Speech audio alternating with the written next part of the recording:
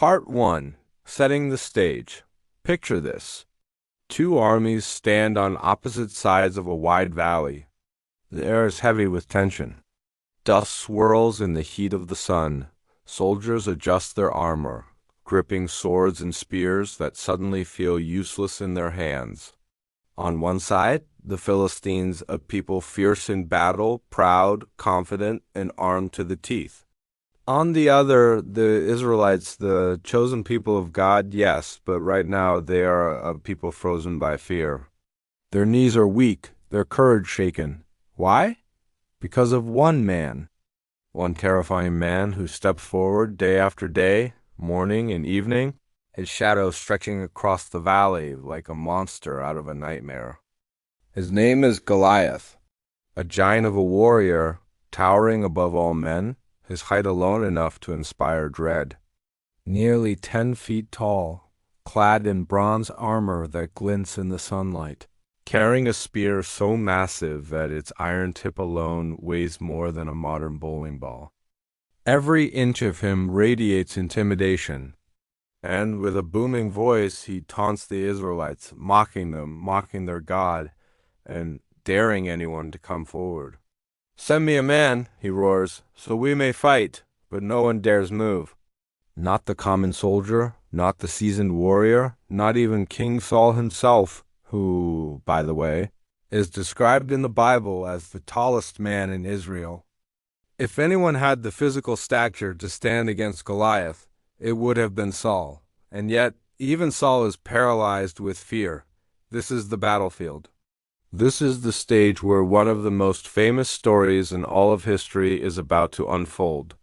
And the tension is so thick you can almost feel it, even today, thousands of years later. Now, here's where we pause. Because the story of David and Goliath is not just a children's Sunday school tale. It is not simply about a shepherd boy with a slingshot who takes down a giant. This story is about something much deeper. It's about fear, how it enslaves us, how it whispers lies into our hearts, how it convinces us that our problems are bigger than our God. And it's about faith that does not ignore fear, but confronts it head on. Faith that declares, the battle is the Lord's. Think about it. Why did the Bible dedicate so much space to this story? Why has it been told and retold for generations? Because this is not just ancient history. This is your story. This is my story. Every single one of us has faced or will face a Goliath in our lives. Maybe your Goliath isn't a 9-foot soldier with a sword. Maybe your Goliath is debt that feels crushing. Maybe it's a diagnosis that feels hopeless. Maybe it's rejection, insecurity, addiction, or that quiet but relentless voice in your head telling you that you're not good enough. Giants come in many forms, and like Goliath, they stand before us, mocking us, daring us to fight, reminding us of how small we are, and just like the Israelites, we often freeze. We look at the size of the problem and conclude, there's no way. I can't do this.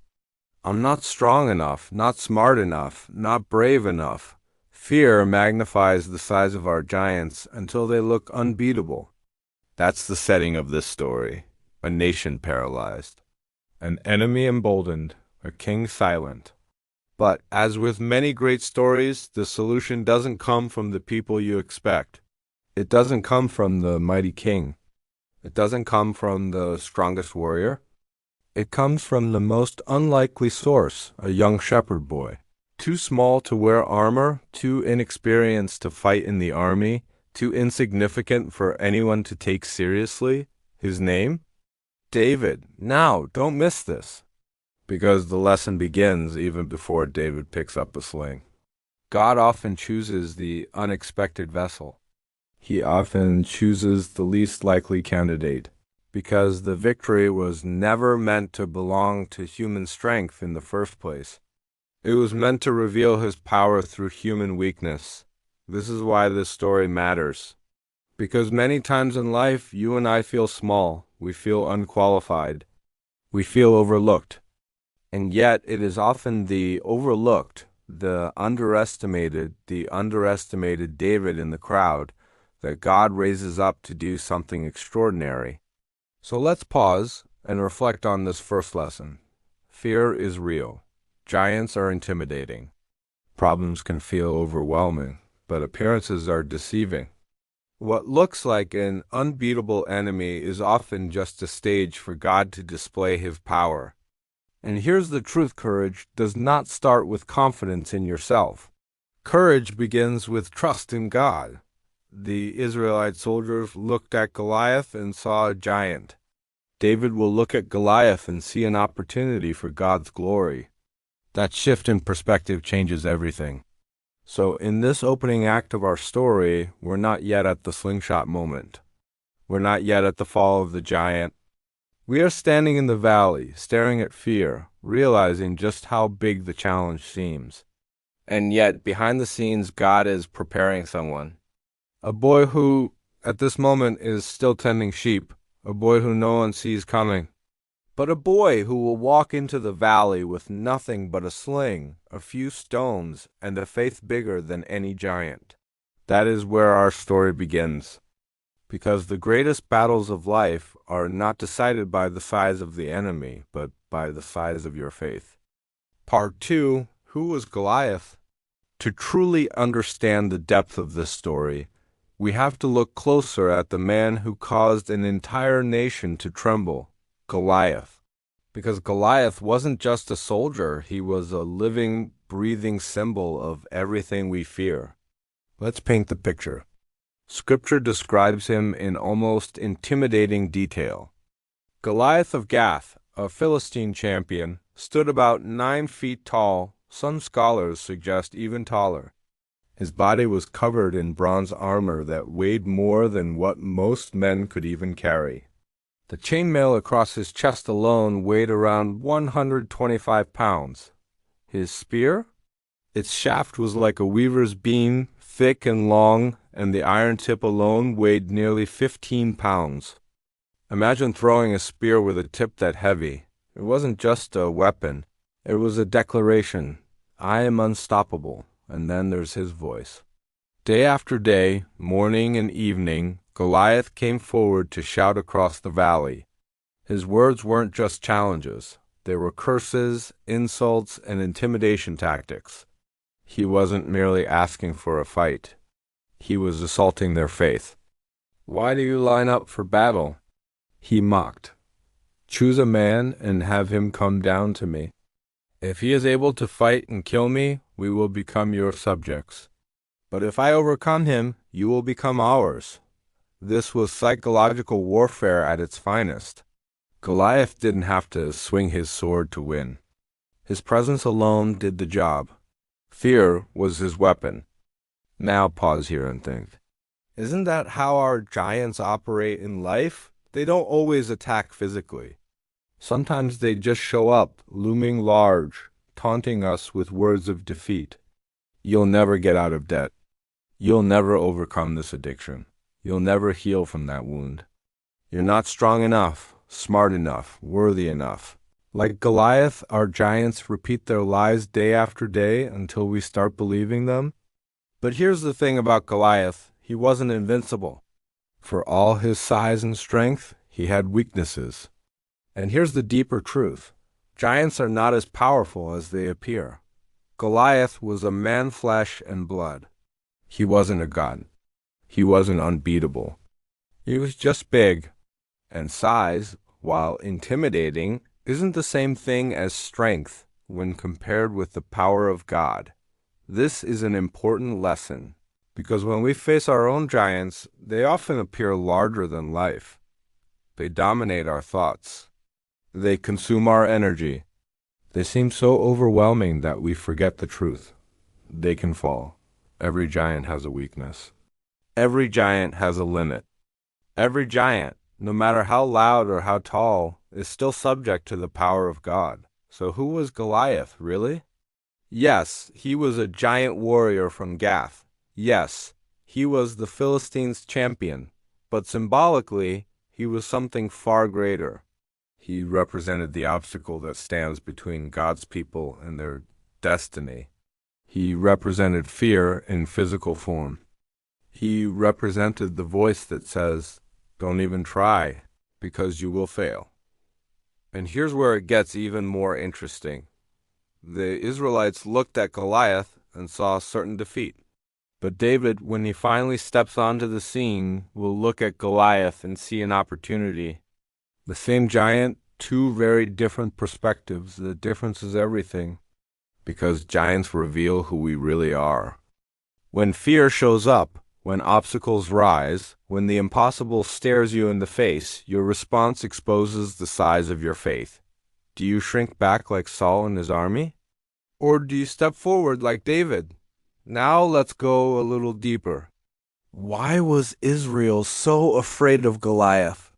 It wasn't just his size. It was the fact that no one wanted to take personal responsibility for the fight. Remember, this wasn't a full-scale battle. It was a duel, one man against one man. Winner takes all. Whoever faced Goliath was essentially carrying the weight of an entire nation on his shoulders. If you win, your people win. If you lose, your people are enslaved. That's pressure. That's why no one stepped up. And that's how fear works. It magnifies the consequences until action feels impossible. Fear tells you, if you try and fail, everything is lost. Better to do nothing. That's why the soldiers stood frozen for 40 days. Fear paralyzed them into inaction. But here's the irony. While everyone else saw a giant too big to fight, David will later see a target too big to miss. That's the shift. That's what faith does. It doesn't ignore the reality of the problem. It just puts the problem in perspective. Compared to David, Goliath was enormous. But compared to God, Goliath was nothing. Let me bring this to you personally. Who is your Goliath? What is that one thing in your life that feels unbeatable? Is it a habit you can't break? A relationship that feels broken beyond repair? A dream that feels out of reach? Whatever it is, I want you to remember this. Goliath is not invincible. Giants fall. They always have, and they always will, when faced with the power of faith. The story of Goliath forces us to ask a deeper question. Do we believe more in the size of our problems or in the power of our God? Because the Israelites spent 40 days believing in the size of the problem. David will show up and believe in the size of his God. And that single difference will change the course of history. So who was Goliath? Yes, he was a giant soldier. But more than that, he was a test of Israel's faith, a test of their courage, a test of whether they trusted in armor and swords or in the God who had delivered them countless times before. And here's the truth. Giants will come into your life not to destroy you, but to reveal you. To show whether your heart is controlled by fear or filled with faith. That's why we study Goliath. Not just to marvel at his size, but to recognize him in the giants we face today. Because if David could defeat Goliath with nothing but a sling, then maybe, just maybe, your Goliath isn't as impossible as it seems. And with that, the stage is set. Fear has a face. The giant has a name, and the armies of Israel remain frozen. But God is about to send someone into the story who will see things differently. Someone who refuses to be defined by fear. Someone who knows that victory doesn't come from human strength, but from divine power. Part 3. Israel's fear is one of the most powerful forces in the human experience. It can paralyze, control, and even destroy without ever lifting a weapon.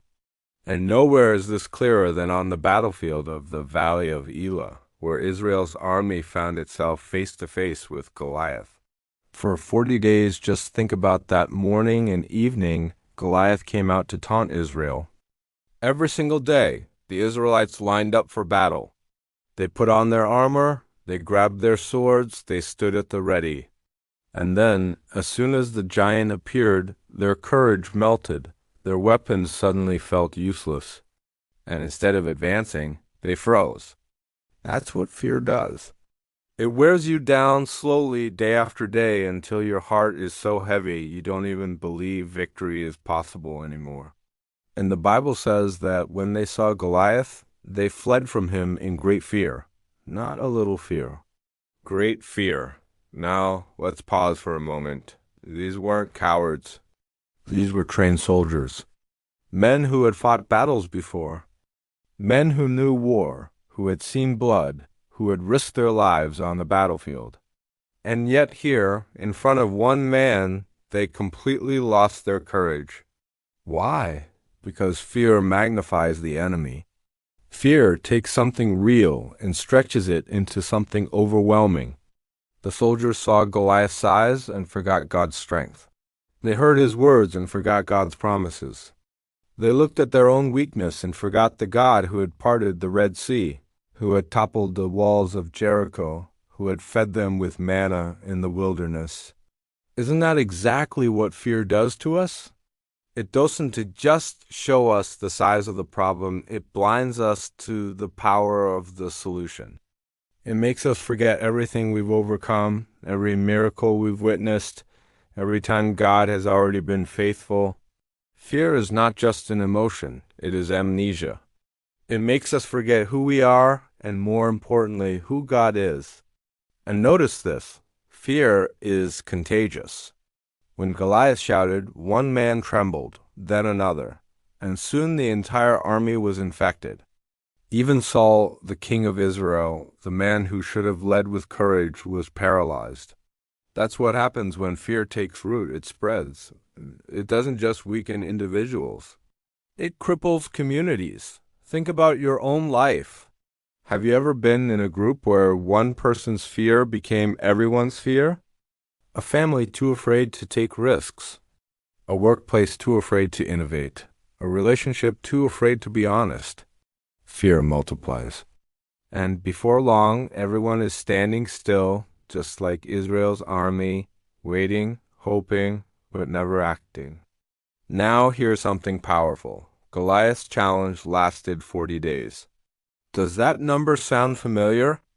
In the Bible, the number 40 often represents testing. Israel wandered in the desert for 40 years. Moses fasted for 40 days on Mount Sinai. Jesus was tempted in the wilderness for 40 days. And here, the army faced 40 days of fear. This wasn't just a military standoff, it was a spiritual test. A test of whether Israel would let fear rule them, or whether faith would rise. And here's the sobering truth. For 40 days, fear won. But maybe that's the point. Because sometimes God allows the giant to stand in front of us, not to defeat us, but to reveal us. To show us whether we really trust him, or whether we only trust when things look manageable. Fear exposes the cracks in our faith. Let me put this another way. If you've ever felt stuck, paralyzed by indecision, overwhelmed by anxiety, unable to move forward, you're standing in Israel's shoes. You're lining up every morning to face your giant, and every evening going back home in defeat, even though you never fought. That is what fear does. It robs you of the fight before it even begins. But here's the good news. Fear is not final. Fear may dominate for a season, but it doesn't have to define the outcome. Because God was preparing someone who would not see what the army saw. Someone who would not be infected by their fear. Someone who had not been listening to Goliath's taunts for 40 days straight. Sometimes God sends fresh eyes into a situation, because those who have been staring at the giant too long have lost perspective. And maybe that's you. Maybe you've been staring at your giant for so long that fear has become your default. You wake up with it. You go to bed with it. It has shaped the way you think, the way you act, even the way you pray. But what if God is sending a David moment into your life, a reminder that the battle is not about the size of the giant, but about the size of your faith? Israel's fear teaches us two things. First, that fear is real and powerful. It can dominate even the strongest among us. But second, and more importantly, fear doesn't have the final word. Fear may fill the valley, but it cannot stand against faith. Because as paralyzed as Israel was, the story doesn't end with them. The story doesn't end with soldiers running away. The story shifts when someone walks in with a different spirit, a different mindset, a different faith. And that someone is about to enter the battlefield. Before we move forward, let's reflect. What is your Goliath? And how long have you been letting it taunt you? 1 day? 1 month? 40 days? 40 years? Have you been listening to the voice of fear so long that it feels normal? Israel's fear is our mirror. It shows us what happens when we let the giant set the terms of the battle. But the beauty of this story is that it doesn't stop there. Because fear may have the first 40 days, but faith will have the final victory. Now let's shift our focus to the most unlikely hero of this story, David. When we think about epic battles and mighty warriors, David doesn't exactly fit the image that comes to mind. He wasn't a soldier. He wasn't even on the battlefield when the story begins. David was, quite simply, a shepherd boy, the youngest son of Jesse, tasked with tending sheep and running errands. And yet, it's precisely his role as a shepherd that shaped the courage and faith he would later bring to the battlefield.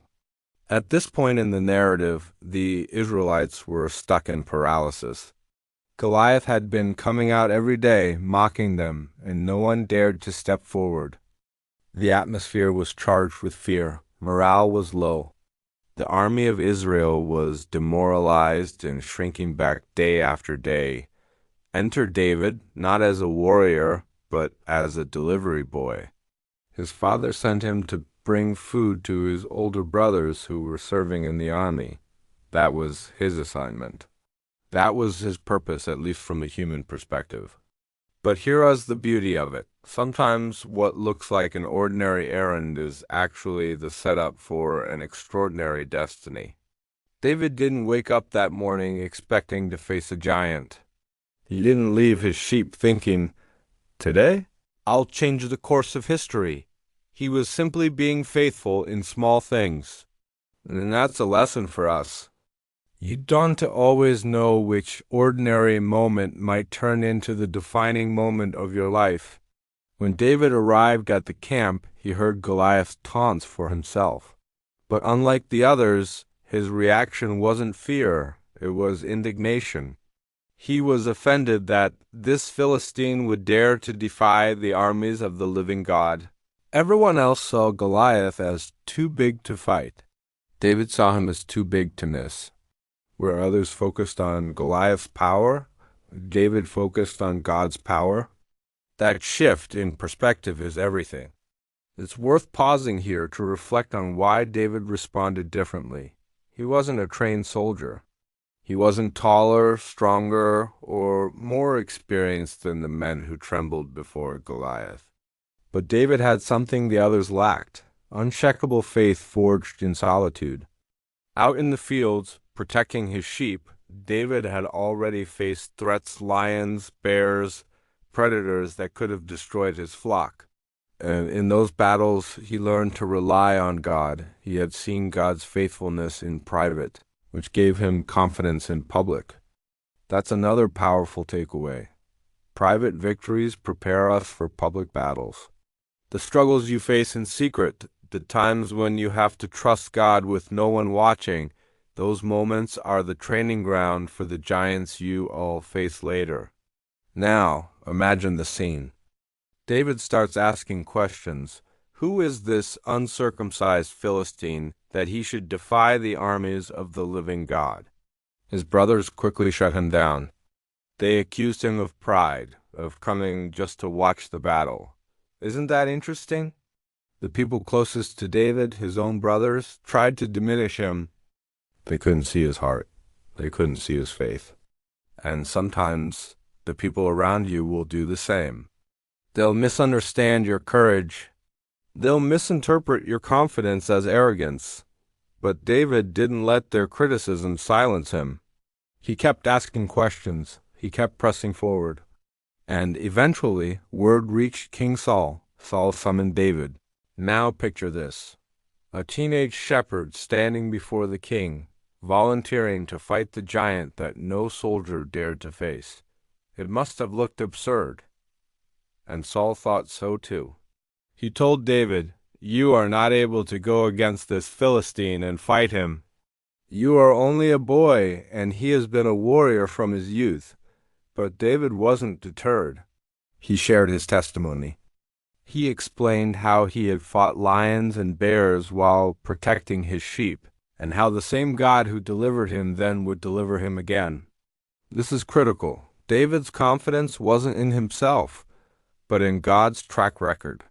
He didn't say, "I'm strong enough," or "I'm skilled enough."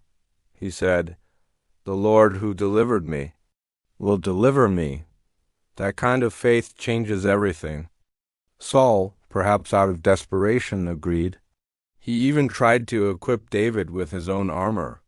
But when David put it on, it didn't fit. It was heavy, cumbersome, unfamiliar. So David took it off. He chose instead to face Goliath with what he knew: his sling, his staff, and 5 smooth stones. And here's another lesson we can't miss.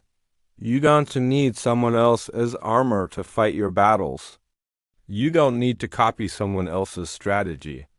God has given you unique gifts, unique tools, and a unique path. What works for others may not work for you, and that's okay. David's strength wasn't in the sword or the armor. It was in his faith and in the tools God had already trained him to use. This part of the story shows us something profound. Courage isn't about denying the size of the giant. It's about choosing to trust God more than you fear the giant. David wasn't reckless. He was rooted in faith. He knew who was really in control. So, as David walked onto the battlefield, we see more than just a shepherd boy. We see someone who carried a different kind of strength, a strength not of muscle, but of spirit. A strength that came from knowing God was with him.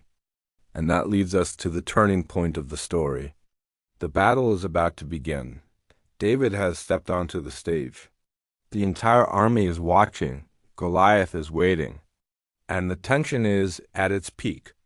But before we get there, let's hold on to this. Courage is often born in the hidden places. The battles no one sees prepare you for the battles everyone sees. And faith that looks foolish to the world may just be the very thing that changes everything. Because sometimes God doesn't choose the strongest, the tallest, or the most experienced. Sometimes he chooses a shepherd boy. Part 5. The Showdown. The moment has finally arrived. The tension is electric. On one side of the valley stands Goliath, armored head to toe, towering over everyone like a living fortress. On the other side is David, no armor, no sword, no shield, just a shepherd's sling, a staff, and a pocketful of stones. To the natural eye, this isn't even a fight. It looks like a slaughter waiting to happen. But that's what makes this moment so powerful. As David steps forward, you can almost hear the whispers in the Israelite camp. Is this kid crazy? He's going to get himself killed. Fear mixed with disbelief ripples through the crowd. Even Goliath himself is insulted. The giant looks at David and laughs. He mocks him, saying, "Am I a dog that you come at me with sticks?" Then he curses David by his gods. He ridicules him, promising to tear him apart and feed his body to the birds and beasts. This is intimidation at its finest. Goliath isn't just flexing his muscles, he's attacking David's mind, trying to weaken his resolve before the first stone is even thrown. And isn't that how fear works in our lives? Before the battle even starts, fear whispers, "You can't win. You're too small. You're not prepared." Fear magnifies the enemy and minimizes you. But David doesn't flinch. He doesn't let Goliath's words sink in. Instead, he responds with a declaration of faith. And this is key. The words David speaks before the fight are just as important as the fight itself.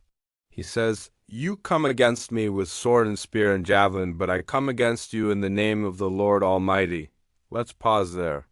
David names the giant's weapons, sword, spear, javelin, but then he contrasts them with the true source of his power, the name of the Lord. He knows that Goliath's strength is real, but it's not ultimate. David recognizes something bigger than muscle, steel, or armor. He declares that this battle isn't just about him and Goliath, it is about God's glory. He continues, "This day the Lord will deliver you into my hand, and the whole world will know that there is a God in Israel." That statement flips the entire narrative. This isn't a boy versus a giant. This is God versus the arrogance of man. David is simply the vessel. Now picture the scene. Goliath begins to move forward, ready to crush David. And David, he doesn't back up. He doesn't hesitate. He runs toward Goliath. That detail is so important. He runs into the very thing everyone else was running from. Why? Because faith doesn't wait for fear to pass. Faith acts in the face of fear. David reaches into his bag, pulls out a stone, places it in his sling, and with one smooth motion, he lets it fly. The stone slices through the air, propelled by momentum, precision, and divine guidance. It strikes Goliath right in the forehead, the one vulnerable spot not covered by armor. The giant stumbles, collapses, and falls face first to the ground. The impossible just happened. The army of Israel, frozen in fear for weeks, watches in stunned silence as the unbeatable warrior is defeated by a single stone. David rushes forward, takes Goliath's own sword, and finishes the fight by cutting off his head. In an instant, the Philistines scatter in terror, and the Israelites surge forward in victory. Now, let's think about this moment beyond the battlefield. David's victory wasn't about luck or skill alone. It was about preparation meeting faith. His years of shepherding taught him to use a sling with deadly accuracy. His private battles against lions and bears trained him for this public fight. And his unwavering trust in God gave him the courage to act when others froze. Here's the lesson for us. Every giant has a weak spot. No matter how overwhelming the problem looks, there's always a way forward when you face it with faith. Goliath's armor seemed impenetrable, but there was one place vulnerable. Fear wants you to focus on the armor, the parts you can't overcome. Faith helps you focus on the opening, the part you can. And notice this too. David didn't need 5 stones because he doubted God. He took 5 because he was prepared. Faith isn't recklessness. Faith is readiness. You do what you can, and you trust God with the outcome. This showdown also teaches us something profound about perspective. The Israelites saw Goliath and thought, he's too big to fight. David saw Goliath and thought, he's too big to miss. The same giant, the same battlefield, but 2 completely different mindsets. Your perspective determines your response. So here's the takeaway. Your giant, whatever it is, may look impossible. But maybe, just maybe, it's not there to destroy you. Maybe it's there to reveal what God can do through you. In that moment, David didn't just kill Goliath. He silenced fear. He proved that faith doesn't require size or strength, but trust. And sometimes the most powerful thing you can do is to step onto the battlefield with nothing but what God has already placed in your hands. Because at the end of the day, the real battle isn't between you and your giant. The real battle is between fear and faith. And whichever one you feed will be the one that wins. Part 6. The Aftermath. The dust settles. Goliath lies motionless on the battlefield, his massive frame sprawled out in the dirt. Silence grips the valley. For a moment, time itself feels frozen. The Israelites stare in disbelief, their jaws dropped. The Philistines, who only seconds ago were confident in victory, are suddenly shaken to their core. David, the shepherd boy, has done what the king, the army, and the nation could not. The impossible has just become reality. And then the silence breaks. The Philistines erupt in panic. Fear surges through their ranks as they realize their champion, their source of pride and confidence, is gone. They scatter, turning their backs, running for their lives. The Israelites, inspired and emboldened by David's victory, roar with newfound courage. The same men who trembled in fear moments ago now chase the Philistines out of the valley. What was once defeat now turns into triumph. This is the power of one act of faith. David didn't just defeat a giant, he shifted the entire atmosphere of a nation. His courage was contagious. His faith sparked faith in others. And that's something we often forget. Courage isn't just for you. Courage is a gift to the people around you. When you face your giants, you give permission for others to face theirs too. But let's not skip over the details here. After striking Goliath down with the sling, David ran and stood over him.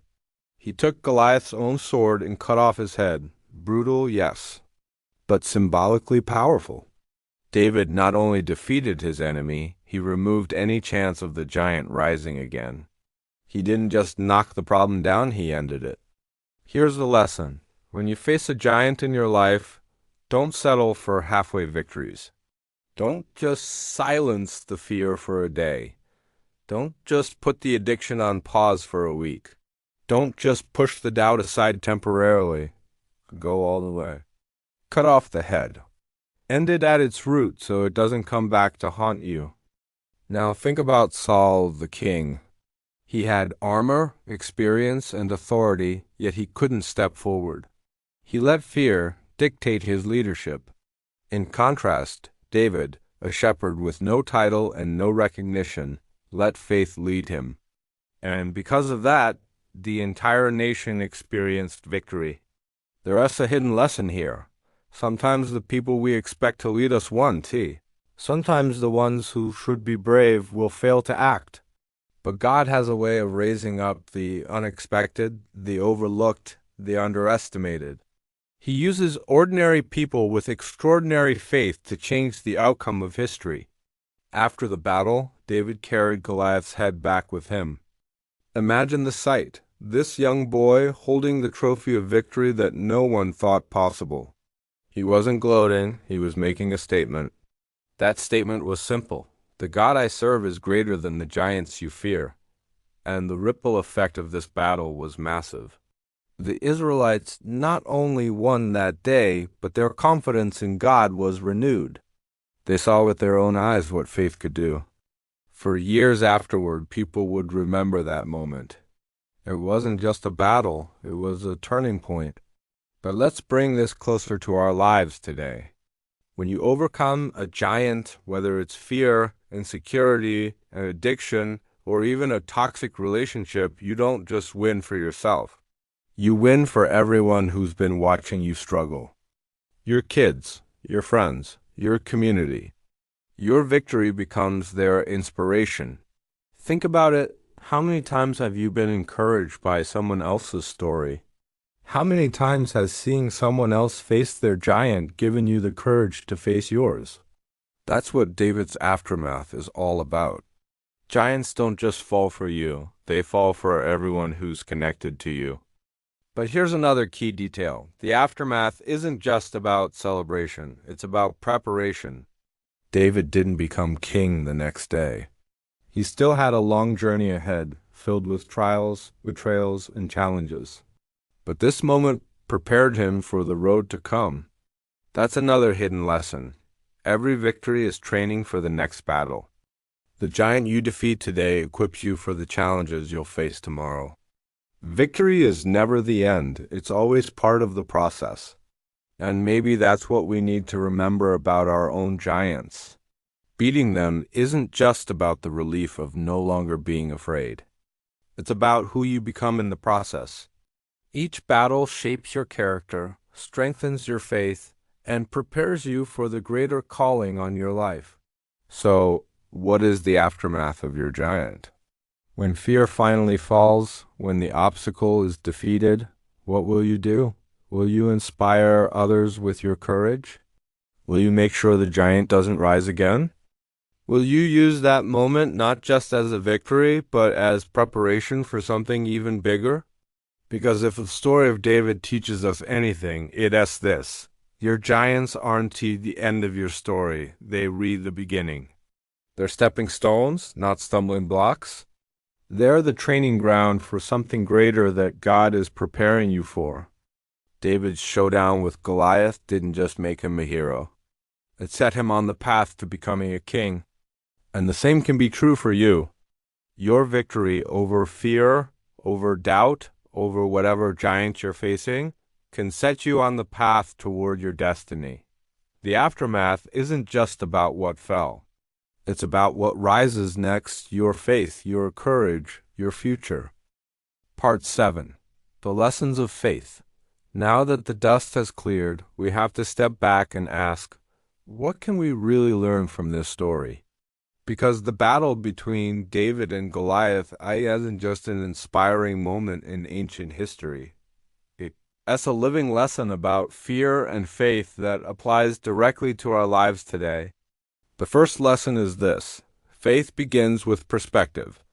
The entire Israelite army saw the same giant, but they all drew the same conclusion. He's too big to defeat. David saw the same giant and came to the opposite conclusion. He's too big to miss.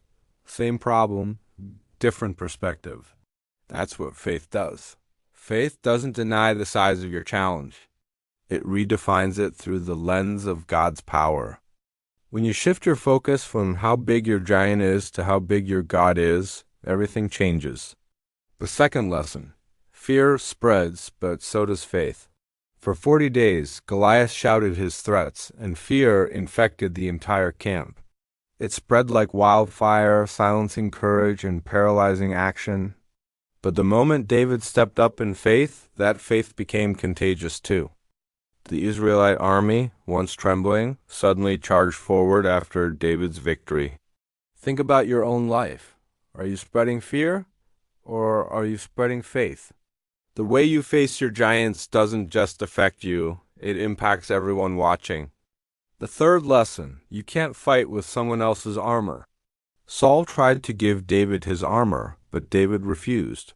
He knew it didn't fit. He couldn't walk in it. Instead, he relied on what God had already placed in his hands: a sling, some stones, and faith. Too often, we think we need someone else's talent, resources, or path to win our battles. But God doesn't ask you to be someone else. He asks you to use what He's already given you. Your story, your skills, your journey, they're enough when fueled by faith. The fourth lesson: faith is built in the secret battles. David didn't just walk onto the battlefield with blind confidence. He remembered the lions and the bears he fought while protecting his sheep. His private victories prepared him for this public giant. The same is true for us. The little battles you fight every day, choosing integrity, pushing through discouragement, trusting God in the small things, those are the battles that build your faith for bigger challenges. What feels small and unseen today is training you for something greater tomorrow. The fifth lesson: faith speaks before it acts. Notice that David declared victory before he threw a single stone. He told Goliath exactly what was going to happen. The Lord will deliver you into my hand, and the whole world will know there is a God in Israel. He spoke faith out loud. Why does this matter? Because your words shape your mindset. Fear speaks defeat, but faith speaks life. What you declare before the battle often determines how you fight during the battle. The sixth lesson: your giant isn't just about you. David's victory didn't just free him from Goliath. It freed an entire nation from fear. That's the power of faith that multiplies. When you overcome your giants, you create a ripple effect. Your story of courage could be the very thing someone else needs to face their own battle. Don't underestimate the influence your victory can have on others. The seventh lesson: giants have weak spots. Goliath was huge, heavily armed, and covered in bronze. But even he wasn't invincible. He had one vulnerable spot, his forehead, and David's stone found it.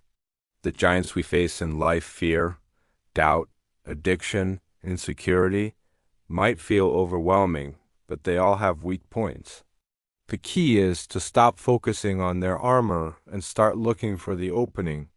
Faith helps you see the opportunity where others only see obstacles. The eighth lesson. Faith runs toward the battle. This one is striking. David didn't walk, didn't hesitate, he ran toward Goliath. Most of us do the opposite.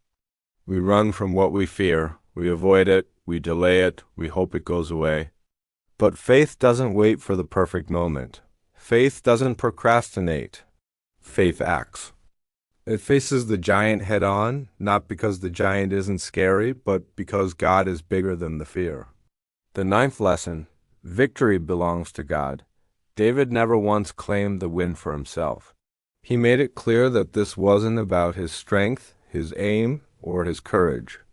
This was about God's power being displayed through him. That's the ultimate truth of faith. When giants fall, it's not so we can brag about our skill, it's so the world can see the greatness of God. And finally, the 10th lesson, your battle prepares you for your destiny. David wasn't crowned king the day after the fight, but that battle against Goliath marked him forever. It elevated him from a nameless shepherd to a leader recognized across Israel. It was a stepping stone on his journey to becoming king. The giants you face aren't just random obstacles, they're preparation for your purpose. They shape you into the person you're meant to become. So when we step back, the story of David and Goliath isn't really about a boy and a giant. It's about fear and faith. That's about how the impossible can fall when you choose to trust in something greater than yourself. And it's about how your faith, even if it seems small, can create ripples of courage in the world around you. At the end of the day, the question isn't whether you'll face giants, because you will. The real question is, will you let fear paralyze you, or will you let faith propel you forward? Because the truth is, your Goliath isn't bigger than your God. Part 8. The strike picture this moment. The valley is heavy with tension. The Israelites hold their breath. The Philistines smirk with confidence. Goliath steps forward, towering like an unstoppable force of nature. And then there's David, a boy with no armor, no sword, just a sling and a stone. To everyone else, it looks like suicide. But to David, it looks like destiny. As Goliath bellows his final threats, David doesn't retreat. He doesn't second-guess himself. Instead, he does something that shocks everyone watching. He runs toward the giant. Think about that. He doesn't wait. He doesn't inch forward cautiously. He runs, because when your faith is bigger than your fear, hesitation has no place. David reaches into his pouch, pulls out one of the smooth stones, and slips it into his sling. With practiced hands, honed from years of protecting his sheep, he begins to swing. The air hums with tension as the stone whirls faster and faster. Every eye on the battlefield is fixed on this shepherd boy who dares to defy the impossible. And then release. The stone slices through the air, flying with incredible speed and precision.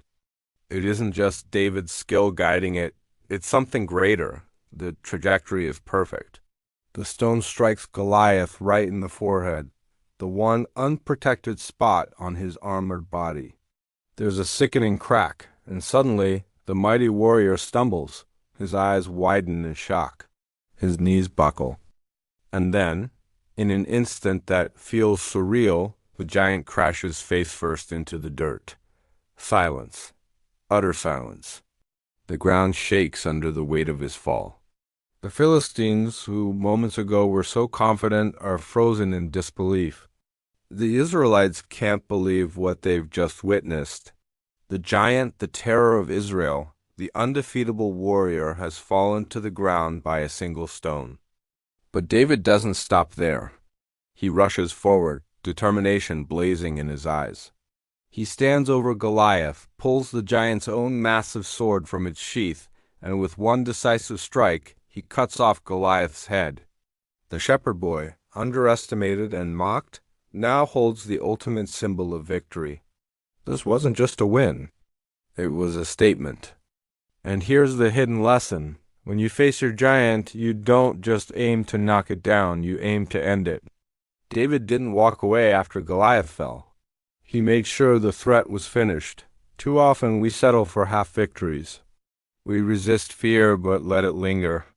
We push back against addiction but don't cut it off at the root. We silence doubt for a moment but don't replace it with truth. David shows us that true victory means going all the way. Don't just wound your giant, defeat it completely. There's also something profound about how David won. He didn't fight strength with strength. He didn't try to outmuscle a giant with brute force. He used precision. He used what he knew. And more importantly, he used faith. That stone wasn't just a rock, it was a symbol of what happens when preparation meets trust in God. Let us be real. Most of us don't lose to giants because they're unbeatable. We lose because we never take the shot. We let fear paralyze us. We let the size of the problem convince us it's not worth trying. But David shows us the opposite. Faith takes the shot. Even when it looks impossible, even when the odds are stacked. Faith doesn't guarantee the outcome, but it does guarantee action. And think about this. It only took one stone. Not 5, not 10, not an entire army, just one. That's the power of focused faith. You don't need everything. You don't need to have it all figured out. You just need to use what you've been given with faith that God will direct it exactly where it needs to land. Now picture the Israelites in that moment. Fear had paralyzed them for 40 days. But as soon as Goliath fell, everything shifted. Their fear vanished. Their courage exploded.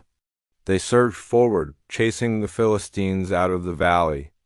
David's single strike changed the entire tide of the battle. Here's the lesson for us. When you strike down your giant, you don't just change your story, you change the story of everyone around you. Your courage gives others courage. Your faith gives others hope. Your victory shows others that giants can fall. But maybe the most powerful lesson of the strike is this. The battle was decided before the stone was even thrown. Not because of David's aim, not because of his weapon, but because of his faith. He went into the fight already convinced of the outcome. His declaration, "The Lord will deliver you into my hand," wasn't wishful thinking. It was certainty. He didn't fight for victory. He fought from victory. So when your moment comes, when your giant stands in front of you, mocking you, daring you to try, remember David. Remember the sling, the stone, the strike. Remember that the same God who guided that rock is the same God who stands with you. And maybe the only thing standing between you and victory is the courage to take the shot.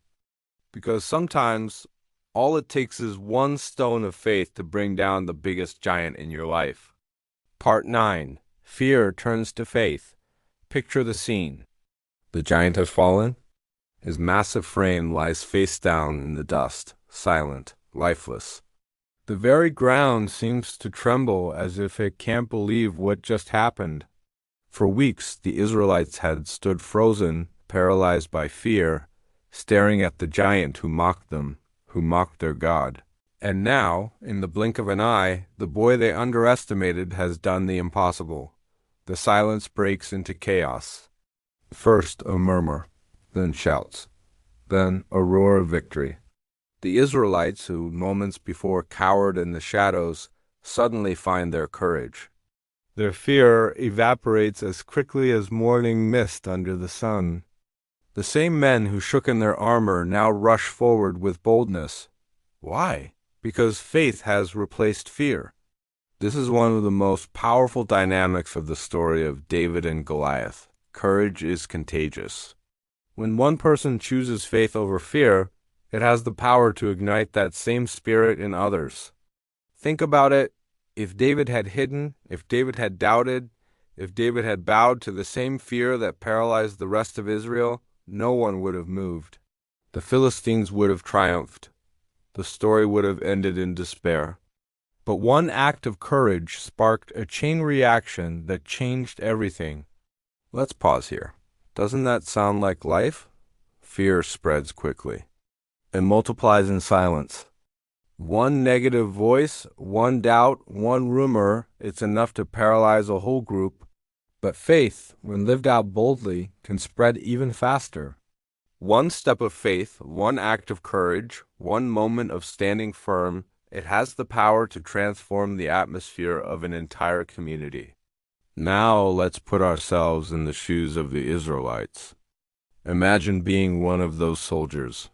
For days you've avoided Goliath's challenge.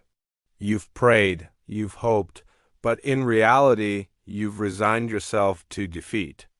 Then suddenly, this boy walks out, slings a stone, and the nightmare collapses to the ground. In that instant, the impossible is no longer impossible. In that instant, you realize, if God can do this through David, maybe he can do it through me too. This is the turning point fear turns into faith. And here's the truth. That same dynamic applies to you and me.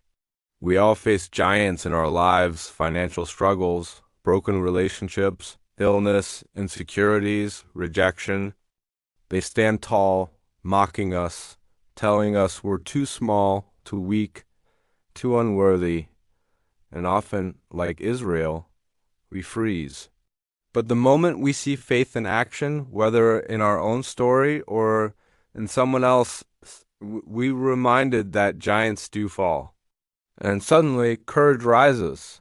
Let's break it down further. Why did their fear turn to faith? It wasn't just the giant's death, it was the visible proof that God was still with them. Sometimes all it takes is one reminder, one victory, one breakthrough to shift our perspective from despair to belief. That's why testimonies matter. That's why remembering past victories is so important. Because when you recall how God moved before, you begin to trust that he can move again. Now, notice something subtle. The Philistines on the other side experienced the opposite. Their confidence turns to fear. They see their champion fall, and the ground of their arrogance collapses beneath them. What they thought was uncheckable crumbles instantly. It's a reminder that what looks unbeatable isn't always so. Giants may look invincible, but when faith enters the picture, they can fall faster than anyone expects. Here's the question I want to leave hanging in your mind. What would happen if you stopped letting fear dictate your choices? What would happen if you decided to step out in faith like David did? Could your courage spark courage in others, your family, your friends, your community? Could your faith turn someone else's fear into boldness? You see, the story of David and Goliath isn't just about one boy and one giant. It's about the ripple effect of courage. It's about how faith multiplies. And it's about how one act of trust can change the trajectory of an entire nation. As we wrap up this part, remember this. Fear may be loud, but faith is stronger. Fear may paralyze, but faith mobilizes. Fear isolates, but faith unites. And just like Israel that day, once faith takes hold, the battle is never the same again. Because when fear turns to faith, victories begin. Part 10. The Hidden Lessons. So here we are, the end of the story. The dust has settled. The giant lies defeated. Israel is celebrating. But the true power of the David versus Goliath story isn't just in the drama of the battle.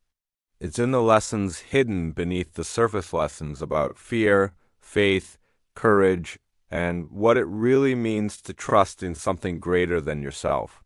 Let's uncover them one by one. Lesson 1. Giants aren't always what they seem. At first glance, Goliath looked unbeatable. He was tall, armed, and experienced. But the closer you look, the more you realize he wasn't invincible at all. Some historians even suggest Goliath's size may have been due to a condition that limited his vision or agility. David, with his speed and precision, actually had an advantage. The lesson? The giants in our lives often look scarier than they truly are. Fear magnifies their size. But when we face them with clarity and faith, we see weaknesses we never noticed before. Sometimes the giant is only as strong as the fear we give it.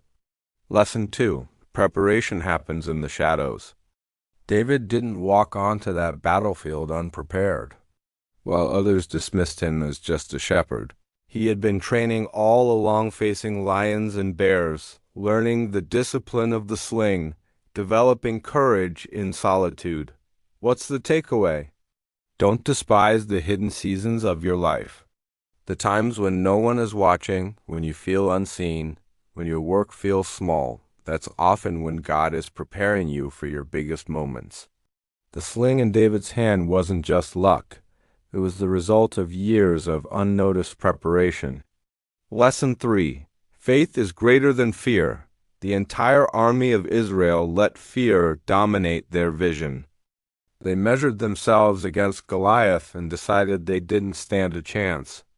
David, on the other hand, measured Goliath against God, and suddenly the giant didn't seem so big. This shift in perspective is crucial. Fear looks at the problem. Faith looks at the one who is bigger than the problem.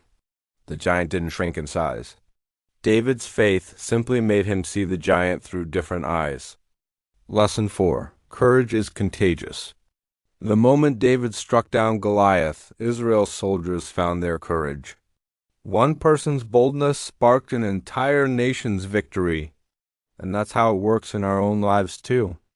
Your act of courage, whether it's standing up for what's right, taking a step of faith, or refusing to bow to fear, can ignite courage in the people around you. Never underestimate the ripple effect of your faith. Lesson 5. Victory comes from God, not human strength. David didn't boast about his skill with the sling. He didn't credit his past victories with wild animals. He said it plainly, "The Lord delivered me before, and he will deliver me again." David knew where the power came from. The lesson here is humility. No matter how skilled, strong, or clever we are, real victory comes from God. And when we acknowledge that, our confidence doesn't rest in ourselves, but in Him, a foundation that cannot be shaken. Lesson 6. Giants fall when faced, not when avoided. For 40 days, Israel avoided the giant. And for 40 days, their fear only grew stronger. But the giant didn't fall until someone faced him. Avoidance never kills fear, it only feeds it. Maybe you've been avoiding a giant in your life, a tough decision, a hard conversation, a step you know you need to take. The longer you wait, the bigger it feels. But the moment you confront it with faith, the power it holds over you begins to collapse. Lesson 7. The small can defeat the mighty. David was underestimated by everyone, his brothers, the king, even Goliath himself. Yet it was the small, overlooked shepherd who changed the course of history. Here's the truth. God delights in using the unlikely. What seems insignificant in the eyes of men can become unstoppable in the hands of God. You don't have to be the strongest, the tallest, the most experienced. You just have to be willing. So, what do we do with these lessons today? We look at our own giants. Maybe yours isn't a 9-foot soldier, but maybe it's the fear of failure, the weight of insecurity, the shadow of doubt, or the voice that says, "You're not enough." And here's the hidden lesson of David versus Goliath. Your giant is not bigger than your God. Faith doesn't mean the giant disappears. Faith means you step forward anyway, sling in hand, knowing that victory is possible, not because of who you are, but because of who stands with you. And perhaps the most beautiful part? When your giant falls, others will see. And your courage will awaken theirs. Your faith will inspire theirs. Your victory will become a reminder that giants do fall. So the next time you feel overwhelmed, the next time fear whispers that you can't win, remember David. Remember that one stone, one act of courage, one step of faith is all it takes to bring down what once seemed impossible. Because the story of David and Goliath isn't just ancient history, it's a reminder for us, right here, right now. Giants still fall, fear still breaks, and faith still wins.